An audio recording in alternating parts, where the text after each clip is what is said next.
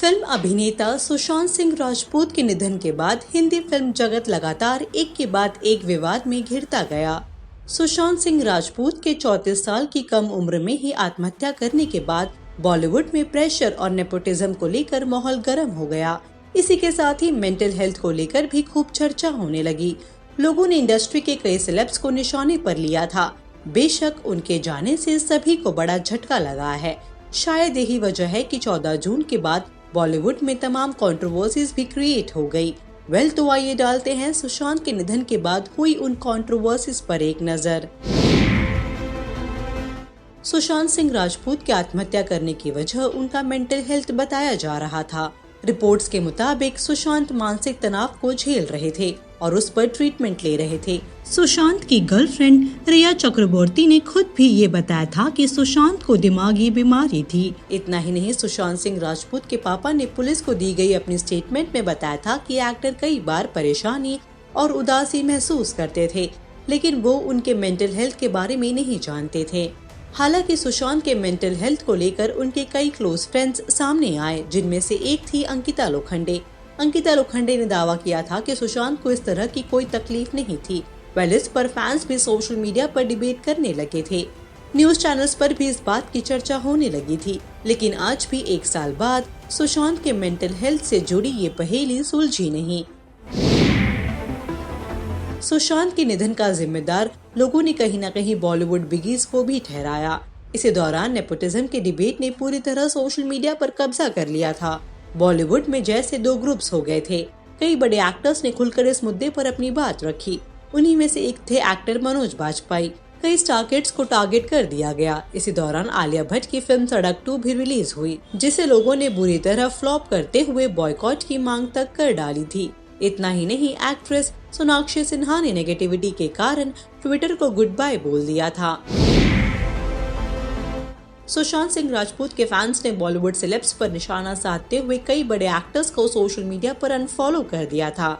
आलिया भट्ट, करण जौहर, सलमान, अनन्या पांडे जैसे कई फॉलोवर्स के काउंट काफी डिक्रीज हो गए थे। सोशल मीडिया यूजर्स का सेलेब्स पर इतना असर हुआ कि कई एक्टर्स ने अपने कमेंट सेक्शन तक ऑफ कर दिए थे। कंगना ने सुशांत के जाने के बाद बॉलीवुड को एक्सपोज करना चाहा। उन्होंने अपना एक वीडियो शेयर कर बताया कि किस तरह सुशांत के नाम से भी ब्लाइंड आइटम्स बनाकर उसे टॉर्चर किया गया। डालिए वीडियो पर एक नजर।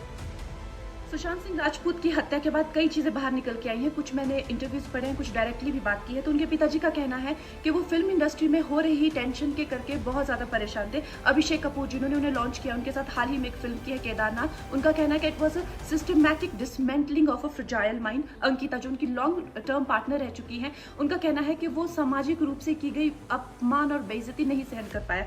तो अब मैं आपको बताऊंगी कि मूवी माफिया ने ना कि सिर्फ उनको बैन किया था, सिस्टमैटिक डिसमेंटलिंग, कैसे कतरा कतरा करके उनका दिमाग तोड़ा गया है, उनको मारा गया है। तो ब्लाइंड आइटम आप इसलिए लिखते हैं क्योंकि आप जब झूठ लिखना होता है, आपको के अगेंस्ट कोई लीगल एक्शन नहीं लिया सकता, क्योंकि आपका तो नाम ही नहीं लिखा, मगर उसकी जो डिस्क्रिप्शन होती है, जैसे मेरे बारे में लिखा जाएगा कि जिस लड़की के घुंघराले बाल हैं, जिसको नेशनल अवार्ड मिला हुआ है, साइकोटिक है, इस तरह से जो कि मनाली से डिस्क्रिप्शन पूरी दी जाएगी, मगर नाम नहीं लिखा जाएगा। 23 अगस्त 2017 को बॉलीवुड लाइव सुशांत के बारे में लिखता है कि वो जब भी सेक्स करता है तो सिर्फ अपने ही गाने सुनता है, वो सबसे बड़ा नार्सिसिस्ट है। 16 दिसंबर 2016 में मुंबई मिरर लिखता है कि सुशांत एक ट्रक ड्राइवर की तरह लगता है। 22 फरवरी 2019 को मुंबई मिरर लिखता है कि पार्टी में तमाशा करने के बाद सुशांत ने कांच की बोतल एक डायरेक्टर के सर पे दे मारी। 18 अक्टूबर 2018 को डीएनए लिखता है कि सुशांत ने अपनी को एक्टर का रेप किया और वो मीटू के चलते अब जेल जा सकता है। और ऐसी न जाने कितने अनगिनत झूठ। और ये जो बुद्धिजीवी जर्नलिस्ट हैं, ये जो चील कौए गिद्ध हैं, जो मूवी माफिया के पाले हुए हैं, ये इसको मेंटल, इमोशनल, साइकोलॉजिकल लिंचिंग को जर्नलिज्म कहते हैं। मेरे बारे में आज तक जो भी कहा गया मैंने कुछ निकाला, लेकिन जब एक स्वतंत्रता सेनानी के खिलाफ गंदगी लिखी गई, मैंने उस जर्नलिस्ट को कॉन्फ्रंट किया। आपको पता है, उसी रात 4 सीनियर जर्नलिस्ट ने मेरे खिलाफ एक गिल्ड बनाई। ऐलान किया गया कि इसकी फिल्म को बैन किया जाए, फ्लॉप किया जाए। आपको पता है 3000 जर्नलिस्ट गैंग अप होते हैं एक अकेली लड़की पर, उसकी इमोशनल लिंचिंग करते हैं सरेआम, और ये समाज कुछ नहीं कहता, कानून कुछ नहीं कहता है।